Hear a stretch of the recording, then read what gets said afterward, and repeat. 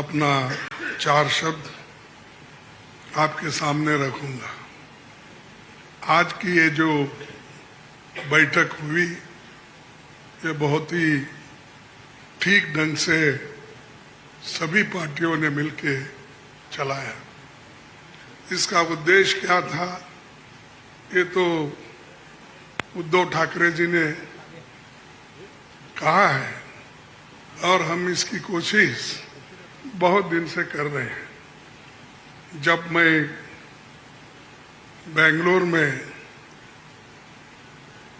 था उस वक्त भी जो वहाँ पर मीटिंग हो गई थी, इससे पहले पटना में हो गई थी, उसके पहले तैयारी के लिए हमने मेरे घर पर भी राहुल साहब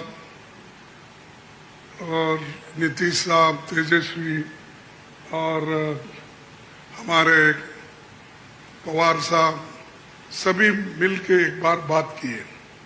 उसका एक ढांचा बना। उसके बाद जो नीतीश साहब के पटना में पहला मीटिंग हुआ, उस मीटिंग में एक एजेंडा तय करने की बात हो गई और उसके बाद में बेंगलुरु का हुआ।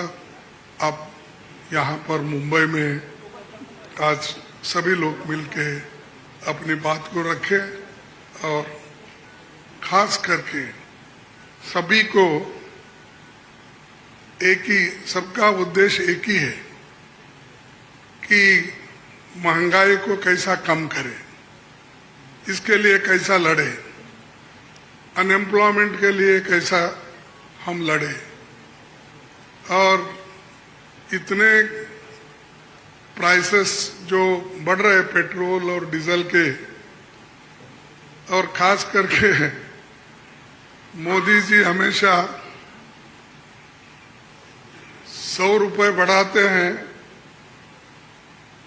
2 रुपए कम करते हैं। अब पेट्रोल की, एलपीजी की जो दाम थी वो मोर और लेस डबल हो गई, लेकिन उन्होंने उसमें से सिर्फ 200 रुपए कम किया, यानी 700 बाकी रहा। यानी पहला जो 55 रुपए में एक सिलेंडर मिलता था उसको उन्होंने अभी भी 70 रुपए में ही 70-75 में रखा, यानी कोई कम नहीं हुआ। पहले जो था उससे ज्यादा बढ़ाए थे, उसको थोड़ा कम कर, लेकिन इससे लाखों रुपए उन्होंने कमाया।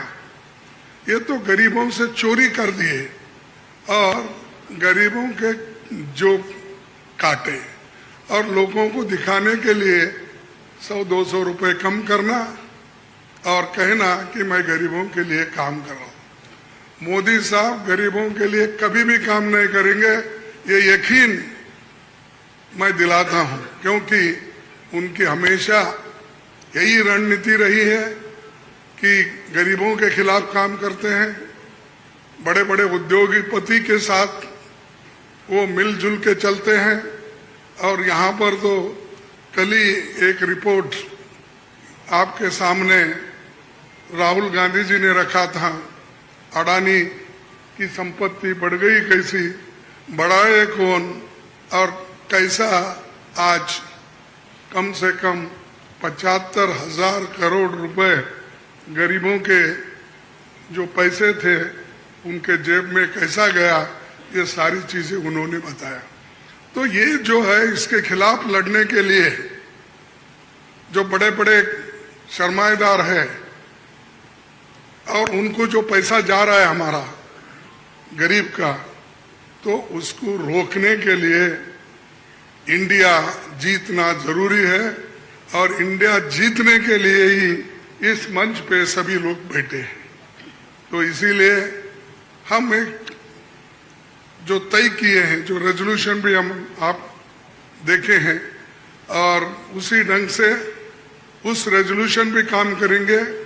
हर जगह मीटिंग करेंगे, हर स्टेट कैपिटल में हम जाएंगे और जो ये मुद्दे हैं, इन्फ्लेशन का हो, अनएम्प्लॉयमेंट का हो, हर चीज की जो बढ़त हो रही उसका हो, और ऑटोनोमस बॉडीज को सत्यानाश कर रहे हैं। और चाहे ईडी, सीबीआई, विजिलेंस, हर एक ऑटोनोमस बॉडी का मिसयूज कर रहे हैं। ऐसा कभी नहीं हुआ। मैं भी मोर और लेस शरद पवार जी साहब के बाद मेरा नंबर लगता है। मैं भी 55 साल से पॉलिटिक्स में हूं और 52 साल से एमएलए, एमपी, राज्यसभा का मेंबर हूं। मैं ऐसा नहीं देखा, कोई ऐसा चीफ मिनिस्टर किया नहीं ऐसा। लेकिन आज मोदी सडनली और एक बात की कि बिजनेस एडवाइजरी कमेटी को नहीं पूछे, अपोजिशन लीडर को भी नहीं बुलाए, किसी को बुलाए बगैर वो पार्लियामेंट का डेट देकर स्पेशल सेशन बुला रहे हैं। अरे स्पेशल सेशन, मणिपुर जल रहा था तो आपने नहीं बुलाया, कोविड के वक्त नहीं बुलाया, जब आप चाइना अपनी जमीन हड़प कर ले रही है, कब्जा कर ली है, उसके लिए नहीं बुलाया। लोग तंग और तबाह इसमें ये हमारा नोटबंदी के वक्त परेशान थे, माइग्रेंट वर्कर परेशान, उस वक्त नहीं बुलाया। जब जब मुल्क अपने मुश्किल में रहता उस वक्त उन्होंने कभी नहीं बुलाया। अब क्यों बुलाया मुझे मालूम नहीं, आज का एजेंडा क्या है उनका मालूम नहीं। तो ये देश चलाने की रीत नहीं है, ये आहिस्ता आहिस्ता डिक्टेटरशिप की तरफ जा रहे हैं। और ये ध्यान में रखना चाहिए कि कभी वो मीडिया उनके साथ है, वो एक उनके दिमाग में है, प्रेस मीडिया हो, टीवी हो, ये सारी चीजें मेरे पास है, ये उनका कहना है। और हमको कभी कभी ऐसा दिखता भी है, माफ करो क्योंकि मैं ऐसा बोल रहा हूं समझ के, आप गुस्से में आके हमारे खिलाफ मत लिखो। तो जो कुछ है वस्तु स्थिति, आपको भी मुंह को ताला लगाया, हाथ बंद दिए आपके भी लिखने के, ये सारी चीजें कर रहे हैं और आहिस्ता आहिस्ता डिक्टेटर के तरफ वो जा रहे हैं। तो हम इसके खिलाफ लड़ने के लिए, उनके विचारधारा के खिलाफ लड़ने के लिए, उनके जो कुछ भी ये करप्शन, बड़े करप्शन, उनके जो इंस्टीट्यूशनल करप्शन होते हैं, ऐसा छोटा मोटा करप्शन वो नहीं करते, लोगों को नहीं दिखना वो पूरा। लेकिन सीएजी रिपोर्ट में दिखाया है कितने करोड़ घपले हो गए हैं। तो उनका करप्शन इनविजिबल है और वो हमेशा अपनी बात ये कहते हैं कि मैं किसी को न खाऊंगा न किसी को खाने दूंगा। लेकिन खाने तो सबको दे रहे हैं, अपने को जो चाहते हैं उनको तो दे रहे हैं, लेकिन लोगों को भूखे मार रहे हैं, लोगों को कुछ नहीं दे रहे। तो इसके लिए हम आवाज उठाए और उसके तहत हम काम करना है। आगे भी हमारी कहाँ मीटिंग होगी हम तय करने वाले हैं, जल्द से जल्द वो भी मीटिंग होगी। और बाकी के जो विषय हम आपके सामने रखे हैं मुद्दे, उनके ऊपर हम लड़ते रहेंगे। वो डराने की कोशिश करते हैं, हम डरेंगे नहीं, ये हमारा वायदा है। और हम हमेशा लड़ते रहेंगे और जीतते रहेंगे। और आज मुंबई में जो हमारे महाराष्ट्र विकास आघाड़ी जो ये स्टेप लेकर हमको बुलाए हैं, उद्धव जी लीड लिए हैं और बाकी कांग्रेस पार्टी और एनसीपी सभी ने मिलके ये जो एक यहाँ पर कार्यक्रम रखा और बहुत यशस्वी हुआ। इसलिए मैं उन महाराष्ट्र विकास आघाड़ी के सभी नेताओं को धन्यवाद देता हूँ और आप सभी को भी मैं धन्यवाद देता हूँ, क्योंकि आगे की और भी मीटिंग्स हैं, वो डेट टाइम सभी बताएंगे और कहाँ मीटिंग हमारी होगी, बहुत से 5-6 जगह पब्लिक मीटिंग होगी, वो भी हम आपको बताएंगे और काम करते रहेंगे और मजबूती के साथ काम करते रहेंगे। इसको ढीला करने की कोशिश मोदी जी कितना भी कोशिश करे, हम वो डरने वाले नहीं है। इसीलिए मैं इतना ही कहूँगा कि उन्होंने तो हमेशा मोदी जी झूठ बोलते ही रहते हैं, लेकिन लोग उनको सच समझते हैं। लेकिन अभी भी मराठी में एक कहावत है, खोटा बोला पण रेटून बोला, तो ऐसा उनका है। इसीलिए सब झूठ बोलते जाते हैं, लोगों में भ्रम डालते हैं, तो वो सबको हमको एक्सपोज करना है, हम करते रहेंगे। धन्यवाद।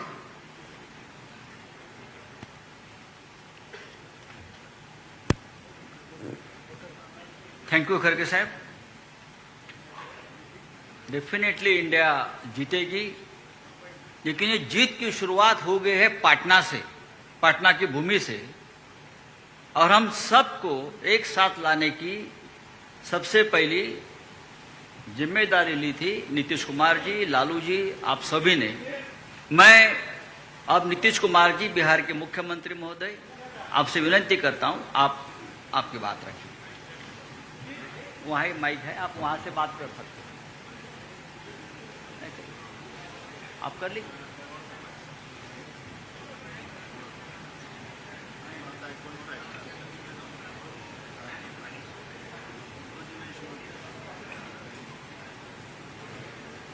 तो आप सब लोगों को मालूम है कि आज तीसरी मीटिंग हुई है। इसके पहले 2 मीटिंग हो चुकी है और सबके बारे में आपसे चर्चा की जा चुकी है, और बहुत अच्छे ढंग से कल से ही बातचीत हुई और आज मीटिंग हो गई। और पहले आपको चीज़ों के बारे में अनाउंस कर दिया गया कि इन सब चीज़ों के बारे में तय हो गया है, और अब नियमित रूप से अब जगह जगह जा करके हम लोग अपना प्रचार प्रसार का काम करते रहेंगे। तो ये सब आज तय हो गया, इसलिए इसके बारे में आपको बता दिए और बड़ी खुशी की बात है। और अब आप समझ लीजिए कि जितनी पार्टियां एकजुट होकर के काम कर रही हैं, तो आप अच्छी तरह जान लीजिए कि अब इसी का नतीजा होगा कि अभी जो केंद्र में हैं अब वो हारेंगे, अब वो जाएंगे, ये पक्का जान लीजिए।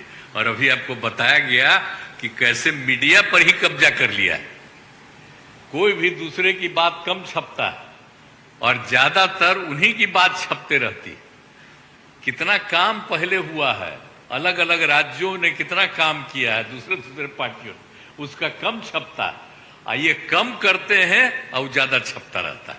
तभी तो आप लोगों पर कब्जा न है जी, तब तो उपाय है। और जब एक बार उनसे मुक्ति मिलेगी तो आप सब प्रेस वाले आजाद होइएगा, और जो आपको उचित लगेगा वही लिखिएगा और वही बोलिएगा। ये बहुत जरूरी है। अगर प्रेस के लोग कुछ लिखते हैं, कहीं क्या काम हो रहा है, क्या ठीक नहीं हो रहा है, वो जब लिखते हैं तो उसका असर जनता पर कितना पड़ता है। और आजकल देख रहे हैं कोई काम नहीं कर रहे हैं और खाली उनका बड़ाई हो रहा है, और जो राज्य वाला बेचारा जो काम कर रहा है उसकी चर्चा कम होती है। तो ये ना हो गया, इसलिए पटाइए। दूसरी चीज है, देश के इतिहास को ही बदलना चाहते हैं, तो हम लोग सब मिलकर के देश के इतिहास को नहीं बदलने देंगे, और सब मिल करके जो अपना देश है वो पूरा मजबूती के साथ होगा, और समाज के हर तबके का उत्थान होगा और किसी की उपेक्षा नहीं होगी। तो इसीलिए सब मिल करके, और जानते भी न हैं, बहुत कोशिश चलते रहते हैं हिंदू मुस्लिम कुछ इधर उधर हो जाए, लेकिन सबको एकजुट होकर के न है जी, देश तो सबका है ना, तो सब एकजुट होकर के, तो सब मिल करके और सारा अच्छा काम कर रहे हैं, तो सबको लेकर के आगे बढ़ाना है। और तो इसीलिए जरूरी है कि अब सब लोग, अब अच्छा हो गया है, सब लोगों को अपना अपना अधिकार था, तो लेकिन अब इतना ज्यादा हम कोशिश करते रहे, बहुत कहते रहे कि जरा मिल जाइए, तो बात समझते समझते हो गया। अब तो हम यही चाहते हैं कि अब तेजी से काम हो। तो आज ही तय कर लिया है लोगों ने कि अब तेजी से हम लोग अभी से शुरू कर देंगे। अब कोई ठिकाना नहीं है, चुनाव समय के पहले भी हो सकता है, कोई ठीक नहीं है। इसलिए हम लोगों को भी तो अलर्ट रहना न पड़ेगा। इसलिए हम लोग सब इंटरनल बात पूरा कर लिए, यही पूरा बात दिए हैं। और बाकी कई लोगों को अब जिम्मेवारी दे दी गई है, सब तरह का काम करेंगे। इसके लिए बहुत अच्छा है, और आप सब लोगों से भी आग्रह करेंगे कि कृपा करके जब हम लोग अब एकजुट हो गए हैं, तो तो हम लोगों के काम का भी थोड़ा आप लिखते रहिएगा, थोड़ा प्रचार करते रहिएगा। ये बहुत बहुत धन्यवाद।